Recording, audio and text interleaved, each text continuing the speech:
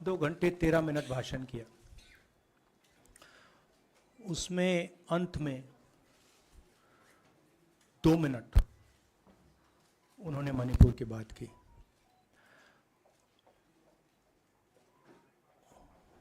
मणिपुर में महीनों से आग लगी हुई है, लोग मारे जा रहे हैं, बलात्कार हो रहा है, बच्चों को मारा जा रहा है। और अगर आपने देखा होगा कल, तो प्रधानमंत्री हंस हंस के बोल रहे थे, मुस्कुरा रहे थे, जोक्स क्रैक कर रहे थे, हंस रहे थे। ये उनको शोभा नहीं देता है। हिंदुस्तान का प्रधानमंत्री, अगर इस देश में हिंसा हो रही है, दर्द हो रहा है, हिंदुस्तान के प्रधानमंत्री को 2 घंटे मजाक नहीं उड़ाना चाहिए। विषय कांग्रेस नहीं था, विषय मैं नहीं था, विषय मणिपुर है। मणिपुर में क्या हो रहा है और उसको एकदम क्यों नहीं रोका जा रहा है, ये विषय है। मैं आपको अपना एक्सपीरियंस देता हूं, जो मैंने शायद अभी तक बोला नहीं, शायद पहले बोल देना था। मैं अब तकरीबन 19 साल से राजनीति में हूं और मैं हर स्टेट में गया हूं। बाढ़ आए, तूफान आए, सुनामी आई थी, हिंसा होती है, हम जाते हैं। 19 साल के एक्सपीरियंस में जो मैंने मणिपुर में देखा और सुना, वो मैंने कभी पहले नहीं सुना था। मैंने पार्लियामेंट में बोला कि प्रधानमंत्री जी ने, अमित शाह जी ने भारत माता की हत्या की है, मणिपुर में भारत को खत्म कर दिया है। मैंने ऐसे नहीं बोला था, ये खोखले शब्द नहीं है। मैं आपको समझाता हूं मैंने ये बात बोली क्यों। जब हम मणिपुर पहुंचे, हम लैंड किए, हमें मणिपुर में दौरा करना था। जब हम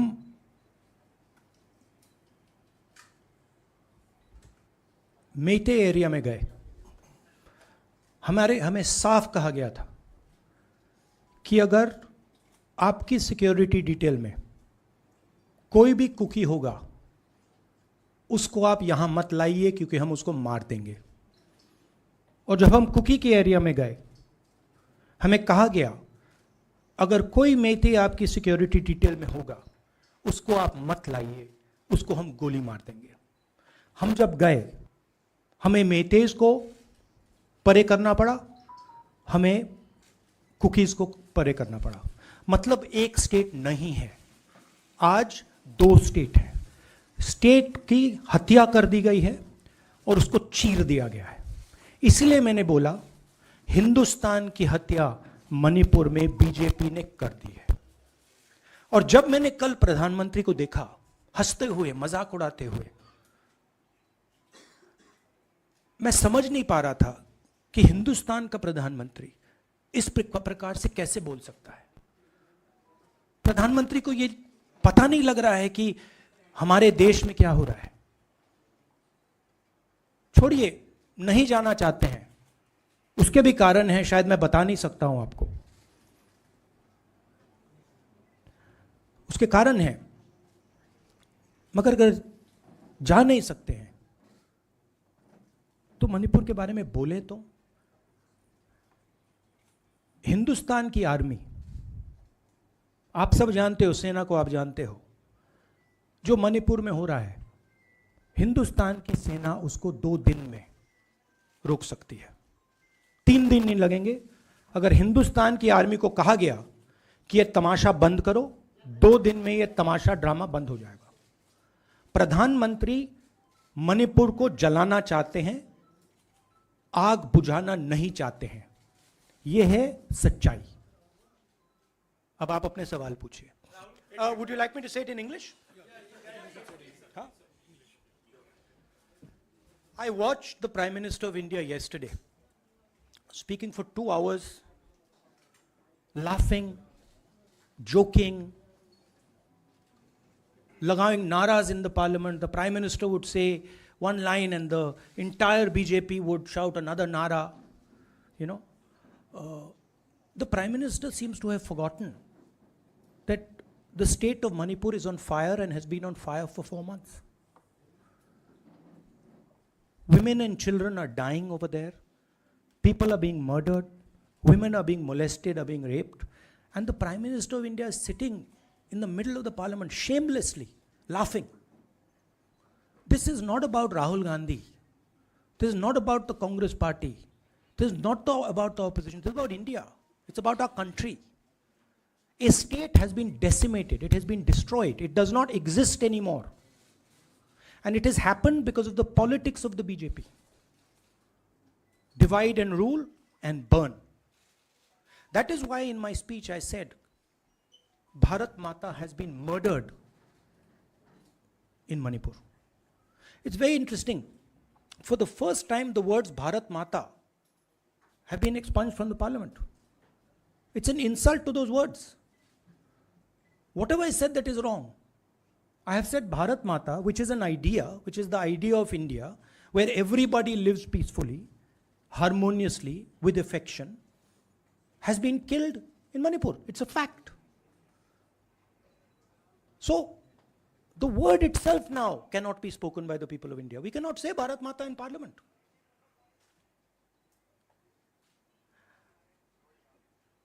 I want to tell you about my own personal experience of Manipur. I've spoken to you about, I spoke in parliament about the women I met, the pain I heard, but I want to tell you why I said India has been murdered in Manipur. And I said it because Manipur no longer exists as a state. A state requires control. A state requires authority. That is disappeared in Manipur. It does not exist. And I saw this with my own eyes. When we went to Manipur, when we went to the Meitei area, we were categorically told that please ensure, we want you to come, we love you, but please ensure that if there are any cookies in your security detail, they do not come into our area or we will shoot them. When I went into the cookie area, we were told the same thing. We love you, we want you to come. But please make sure, if there are any Meiteis in your security detail, we will shoot them. Do not bring them here. Before going to the Meitei area, we had to remove all cookies from our security detail. Before going to the cookie area, we had to remove all Meiteis from our security detail. When we went there, the security forces, central security forces, told us we have never seen anything like this. We were told it is completely outside our control. Okay, that is why I said Manipur has been murdered by the BJP and the idea of India has been murdered by the BJP in Manipur. I was not speaking metaphorically. I was speaking literally. Now, the Indian Army, it will take the Indian Army 2 days to put an end to the nonsense that is going on in Manipur. The Prime Minister refuses to stop the fire. He wants Manipur to burn. He allows Manipur to burn. Because if he did want it to stop, there are tools in the hands of the Indian government that can stop it immediately. I know. I have full faith in our army. I know. And every Indian citizen knows that if the Indian army is told, please put an end to this, it will stop immediately. There are reasons for the PM not being able to go to Manipur. I'm aware of those reasons. I don't want to say them publicly. But there are clear reasons as to why the Prime Minister is not going there. That is why we wanted the Prime Minister to speak in Parliament. That is why we wanted Manipur to be on the agenda in Parliament. And what did the Prime Minister do?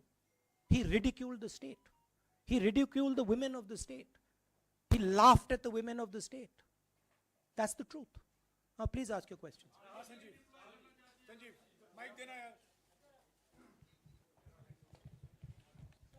Finally, I just want to say one thing again in English.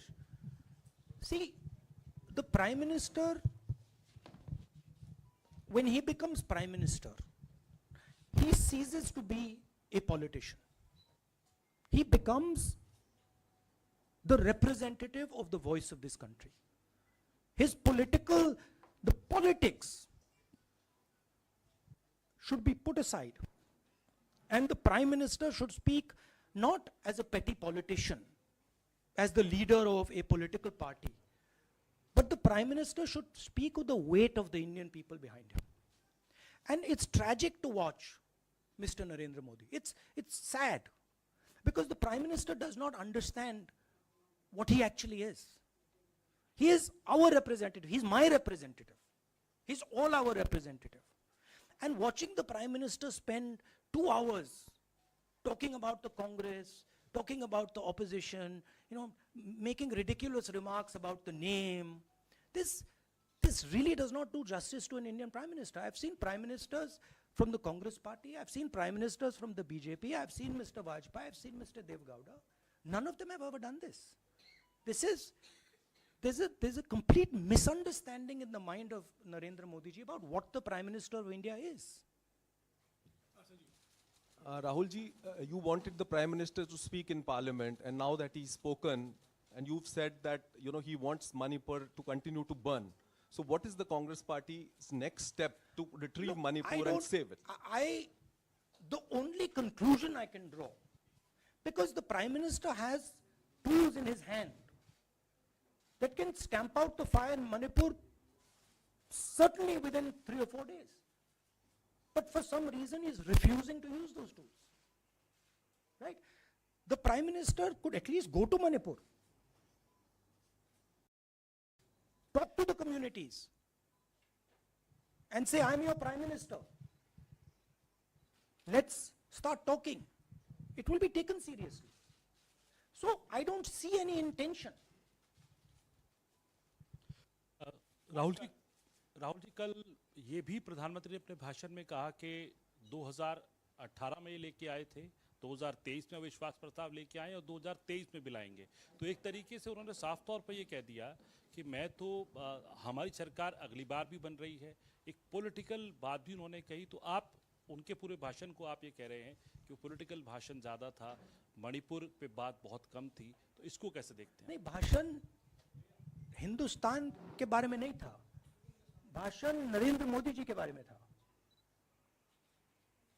वो अपनी राय, अपनी राजनीति, अपने ambitions वो आपको दे रहे थे। सवाल ये नहीं है कि नरेंद्र मोदी जी 24 में प्रधानमंत्री बनेंगे या नहीं।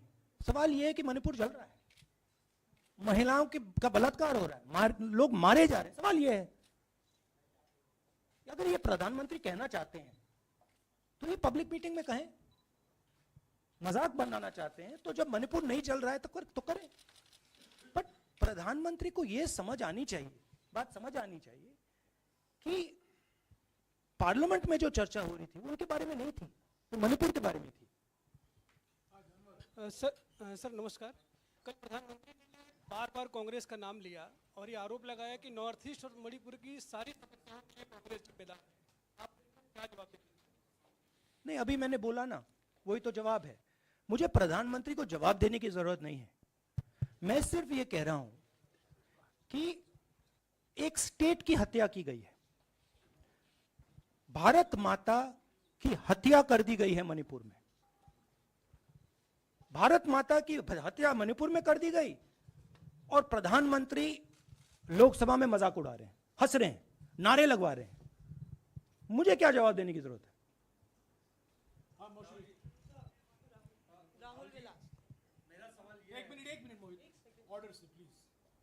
Mr. Gandhi, you waxed eloquent. Rahul, आपने बोला कि प्रधानमंत्री ने बोला सदन में कि गृह मंत्री अमित शाह ने विस्तार से जवाब दे दिया। अमित शाह साहब ये कहते हैं कि मणिपुर के सीएम को हटाने की जरूरत इसलिए नहीं है क्योंकि उन्होंने हमारी पूरी बात सुनी और वो कभी भी कोई हमने डीजीपी चेंज किया, डीजीपी चेंज कर दिया, उन्होंने जो भी प्रशासनिक व्यवस्था हम चेंज करना चाहते थे, इसलिए मणिपुर सीएम को हटाने मणिपुर की सीएम जब मैं मणिपुर गया, मणिपुर सीएम ने जो मणिपुर में हजारों वेपन्स जो लूटे गए, वो मणिपुर सीएम के नीचे ही हुआ। तो क्या अमित शाह चाहते थे कि ये हजारों वेपन्स लूटे जाएं?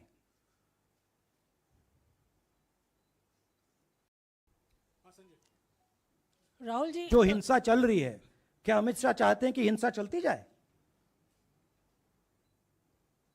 चीफ मिनिस्टर उसको रोक नहीं पा रहा है।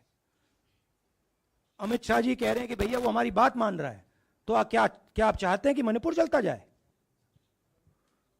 राहुल जी, एक संसद में एक नया ट्रेंड दिखाई दे रहा है कि कई सेशन से अपोजिशन के एमपीज या तो सस्पेंड हो रहे हैं या डिस्क्वालीफाई हो रहे हैं, या एक सेशन से ज़्यादा।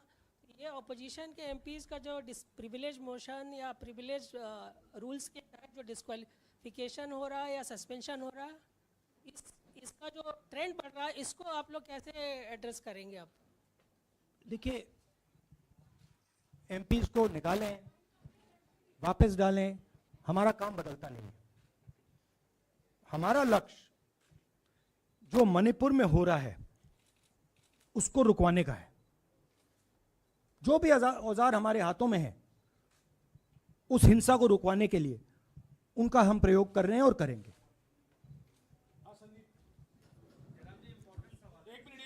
Yeah, Mr. Gandhi, you talked about using the army, deploying the army to control violence. You spoke that in Parliament.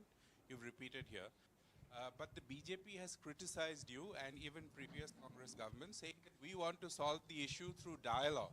And they've criticized that in the 60s, in 64, the Mizo National Famine Front was bombed by the Indian Army, by the Indian Air Force. So they said that, you know, they do not believe I have never heard in my entire career, I have never been told anywhere I have been in India that if you take this person as a security officer with you, we will put a bullet in his head. I have never heard it. And I heard it twice in Manipur. That means there is no dialogue in Manipur. There is pure violence taking place in Manipur. The first step is to stop the violence, put an end to it. I point out the army, but what I mean is that the Prime Minister has multiple instruments in his hands. He's not using them. It's been burning for 4 months. He's doing nothing and he's laughing. I'm amazed people can't see this. That he's sitting in Parliament and laughing. Jairam ji, Last question. Jairam जी, मोहित दुबे हूँ news nation से। आपने 37 minute का भाषण। जयराम जी, राहुल जी नहीं मतलब आप मुझसे जयराम कर रहे हैं या उनसे? राहुल जी, जय सिया राम। राहुल जी, आपने 37 मिनट का भाषण लोकसभा के भीतर दिया और 37 मिनट में सिर्फ आपको करीब 14 मिनट ही दिखाया गया, बाकी आपके चेहरे पे कैमरा नहीं था। और आप मणिपुर गए, मैक्सिमम टाइम आपने मणिपुर के ऊपर बोला। इस परंपरा को आप किस तरीके से देखते हैं? पता नहीं, शायद कॉन्ट्रडिक्शन है।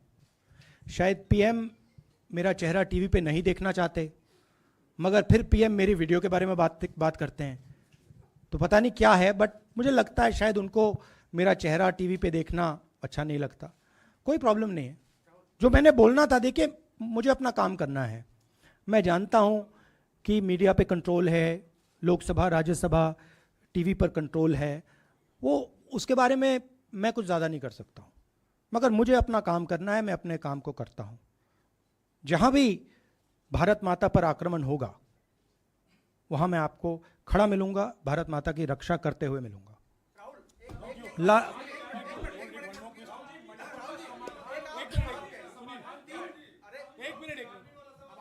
हाँ, okay, last question, brother.